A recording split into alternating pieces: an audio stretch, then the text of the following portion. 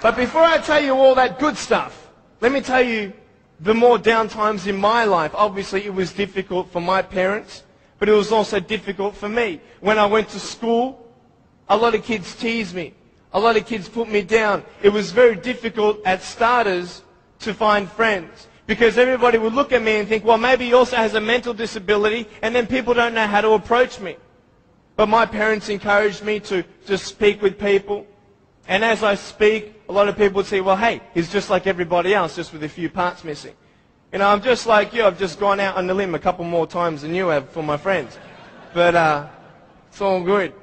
But it was very difficult at times, and I had no one to tell me that everything's going to be okay the way I wanted it said. Because the way I wanted it said was, I wanted to be able to believe someone when they said, Nick, it's okay. Everything's going to be okay. The problem is, if anyone did say that, even my parents at times, I would say, how do you know?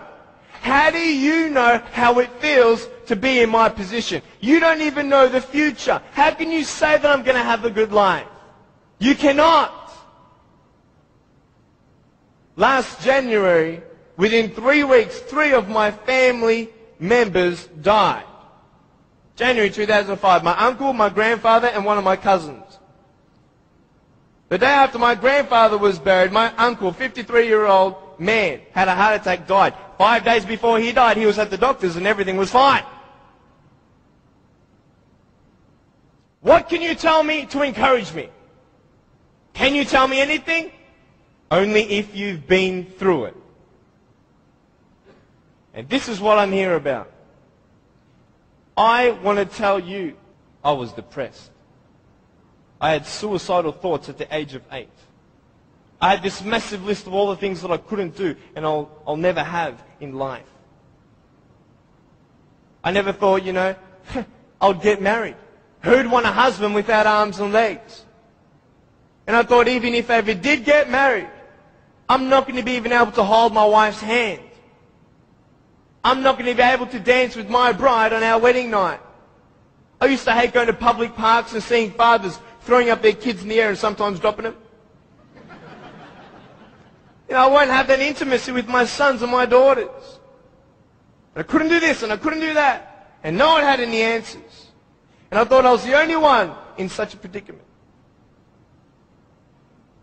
What happened? What changed?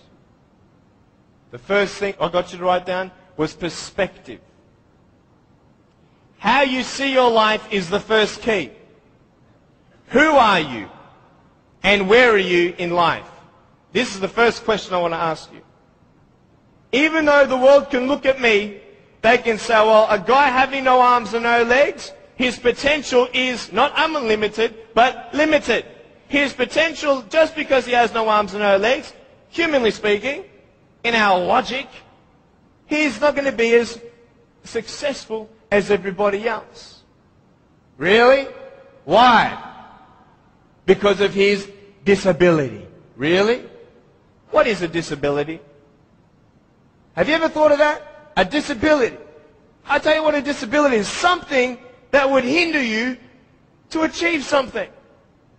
Now, just because I have no arms and no legs, it doesn't mean that I can't be successful. It doesn't mean that I can't do a business degree like I've done, a Bachelor of Commerce in Financial Planning and Accounting. That didn't stop me. Then what really stops you? Your mind. The way you see your life and where you are going will determine how successful you will be in life. I could say, yeah, I'm a guy without arms and legs, but what? I have my little chicken drumstick. Don't ask yourself and see what you don't have, see what you do have, and then say, okay, this is where I am.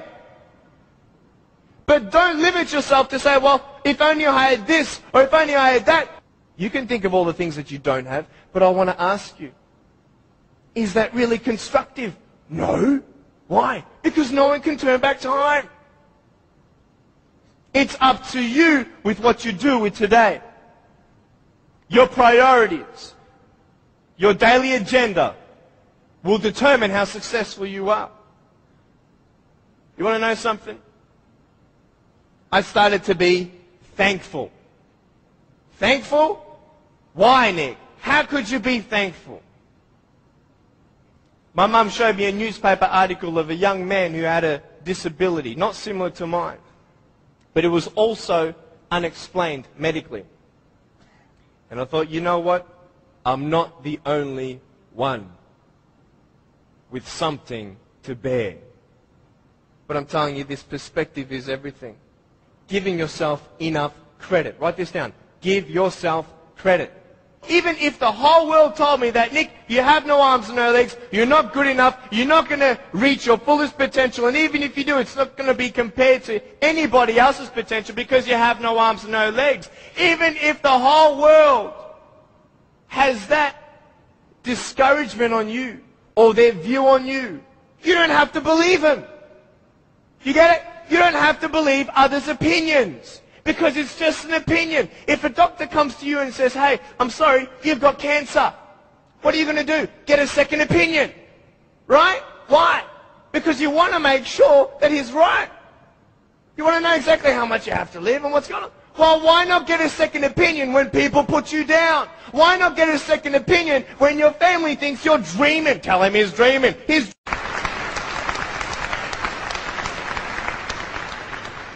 I wouldn't change anything about this.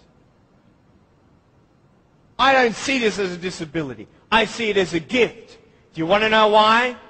It gives me the greatest joy to know that I may not have arms and legs, but I can give teenagers who are trying to commit suicide. I've seen it, slashing their wrists, taking pills, ODing, everything, because the world is looking for hope. And I wouldn't change a thing because I can give them that. This is just the beginning. I'm only 23. I'm only 23. First thing, be thankful. Know where you are. Now, when you establish where you are in life and who you are in life, and you give yourself a little bit of credit, do you know how I gave myself credit when I was 7 years old? Check this out. I just remembered this last week. Some people at school were teasing me for how I looked. I looked at myself in the mirror. I said, yep, I don't have arms and legs. They're right. But I said, look at my eyes. I told myself, look at your eyes. You got beautiful eyes, young man. I said, you are hot. I said, no one can take that away from you. Your eyes. If it's only your eyes that you can concentrate on, then concentrate on that. Do you get the message? If you find one positive thing about your life that no one can argue with, then hang on to that and go from there. Now, where are we going? Once you establish where you are and hang on to the positive things, the assets that you have, then expand on that. Stop thinking of what missed opportunities are out there. Because then you'll miss more.